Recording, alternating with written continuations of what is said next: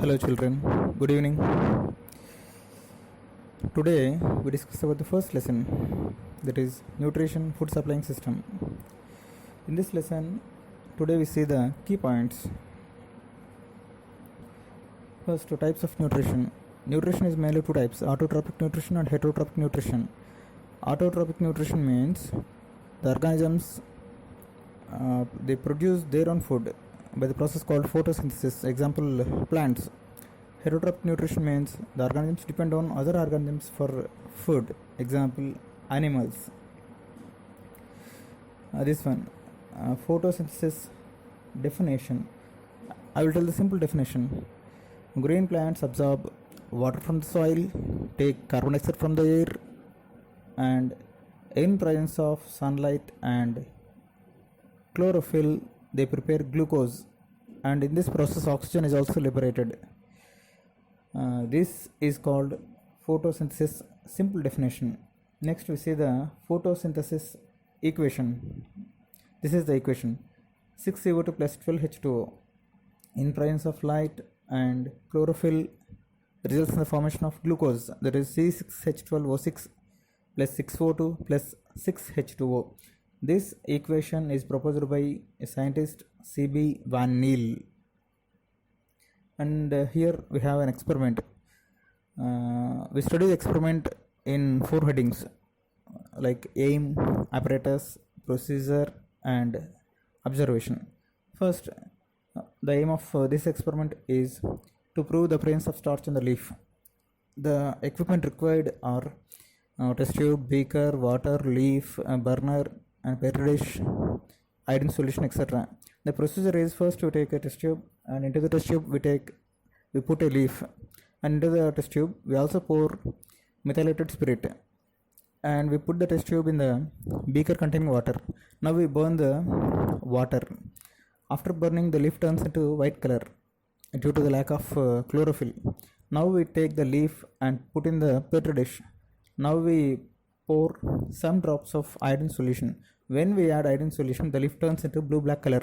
It indicates the presence of starch in the leaf. If the leaf turns into blue-black color, it indicates the presence of starch. And this experiment, this is Priestley's experiment, and I think this is not most important, but sometimes it may be asked. This is called Bell jar experiment. You all know about this one. Simple experiment. The next one, this is very important, and the aim of this experiment is to prove carbon dioxide is essential for photosynthesis, and the equipment required are wide mouthed bottle, a plant, and iodine solution, potassium hydroxide, etc. And the procedure: first we take a plant, potted plant, and we keep the plant in the dark room for 1 week. Here we are putting the plant for 1 week. The reason is, first we want to destarch the plant. That means we want to make the plant free of starch. For that we are putting the plant in the dark. After 1 week, we take the plant and we take a wide mouthed bottle, and into the bottle we pour potassium hydroxide solution, and carefully we insert the leaf, and we place the split cork, and we keep the experiment in sunlight for 3 to 4 hours. After 3 to 4 hours, we remove the leaf and we perform iodine test. When we perform the iodine test, the leaf part outside the bottle, it turns into blue-black color, and the leaf part which is in the bottle, it won't turn into blue-black color, because here we are pouring potassium hydroxide into the bottle. That potassium hydroxide absorbs carbon dioxide present in the bottle. So no carbon dioxide in the bottle. Everything is there, but no carbon dioxide. So here no carbon dioxide, so no photosynthesis. So no changing of color into blue-black color. This experiment proves that carbon dioxide is needed for the process of photosynthesis. This is an important experiment.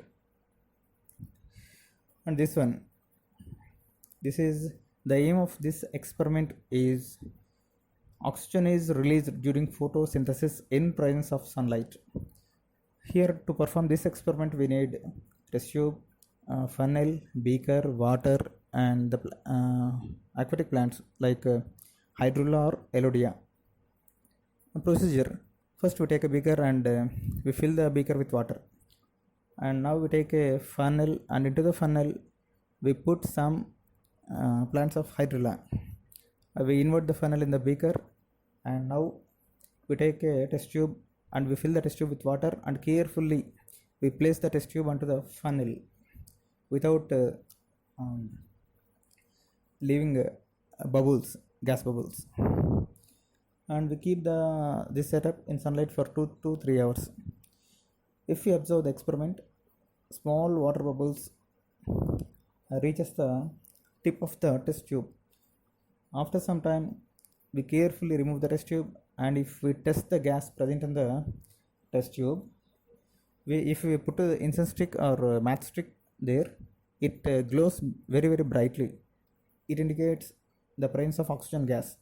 So the gas released in this experiment is nothing but oxygen gas that is released by the process of photosynthesis.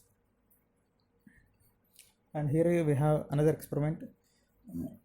This is the aim of this experiment is light is essential for photosynthesis. For this experiment we need potted plant and black pepper, clips, iodine solution, etc. The procedure is, first we take a potted plant and we put the potted plant in a dark room for 1 week to destarch the plant, to make the plant starch free. And after 1 week we take the plant and we place a black pepper on a leaf, and with the help of clips we place the black pepper, and we keep this setup in sunlight for 2 to 3 hours. After 2 to 3 hours we remove the leaf and we perform iodine test. When we perform iodine test, the leaf that is covered with black pepper, it won't turns into blue black color. The remaining portion which is not covered with black pepper, it turns into blue black color. It indicates that light is essential for the process of photosynthesis. For the formation of starch, light is needed. And this diagram is TS of leaf, structure of leaf. It is also important.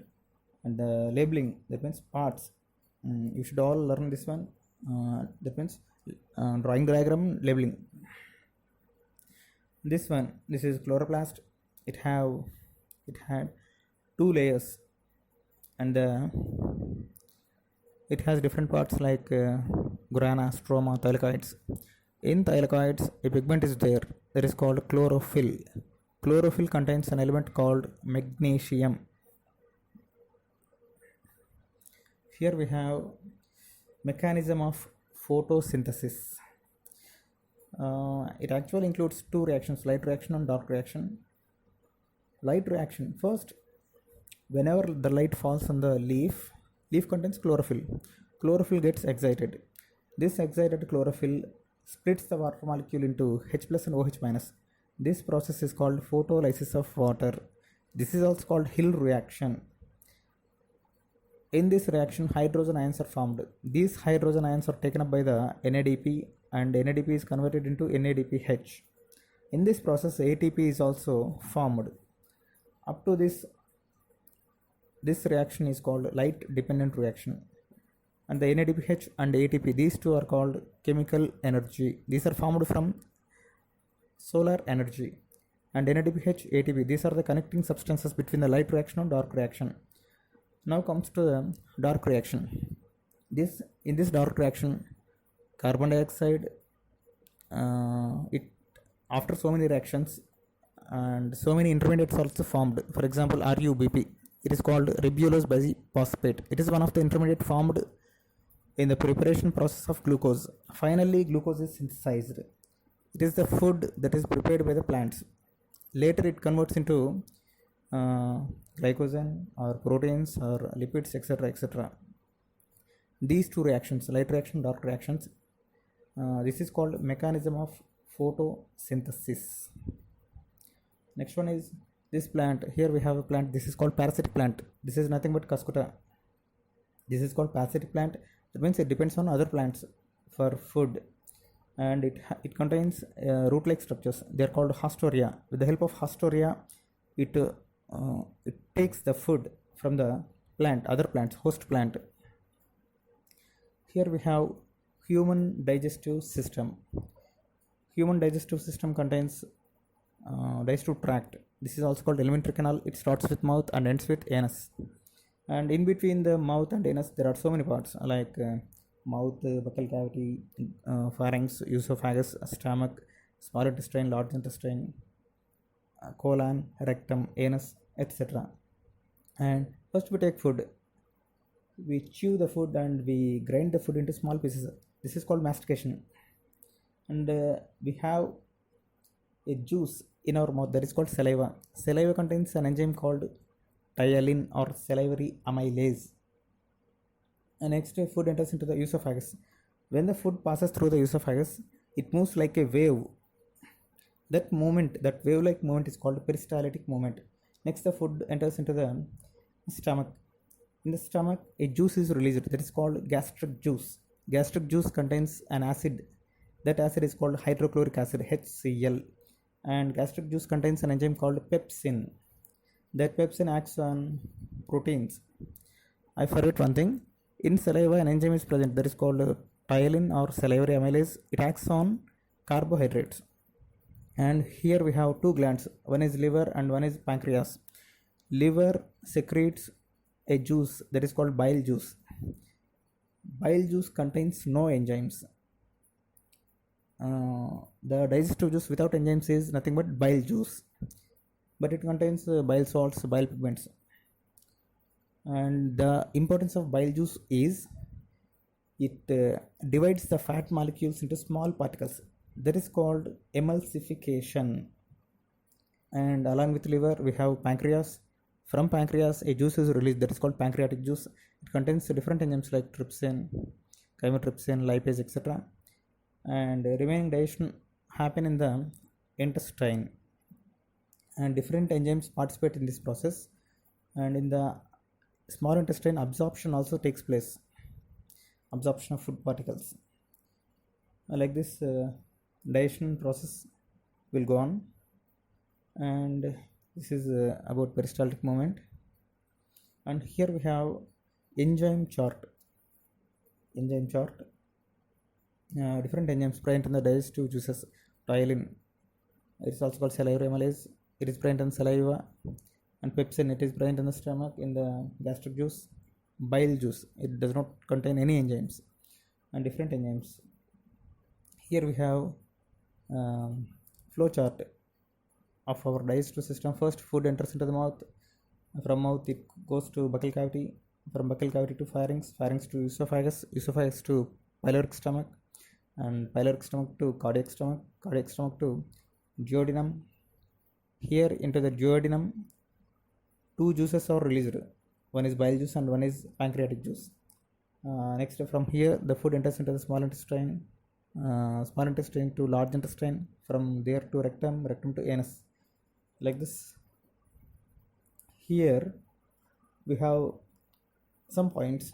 These points are related to good food habits. After learning this lesson, what we have learned is these points. These are having simple, well-balanced meals. Always eat simple diet and well-balanced diet. Eating them in a leisurely manner. No hurry, nothing. Don't eat fast. Eat the food in a slow manner and thoroughly masticate the food. That means chew the food properly and avoiding taking violent exercise soon after eating food. Don't do exercise after eating, and drinking plenty of water. All these are the points we put into consideration. And here we are looking the pictures. Kwashiorkor and marasmus, these are malnutrition diseases. If we eat the food that does not contain one or more nutrients, that condition will it leads to malnutrition. Malnutrition means lack of nutrients in the food. Here two diseases are there. One is Kwashiorkor and one is marasmus. Besides these two diseases, one more is there, that is called obesity and Kwashiorkor. Kwashiorkor symptoms are like this. That means swollen body parts due to accumulation of water, and um, remaining it occur mainly due to lack of proteins in the food. And marasmus, it occur due to the deficiency of proteins and carbohydrates, both deficiency of both in the food. It leads to marasmus disease.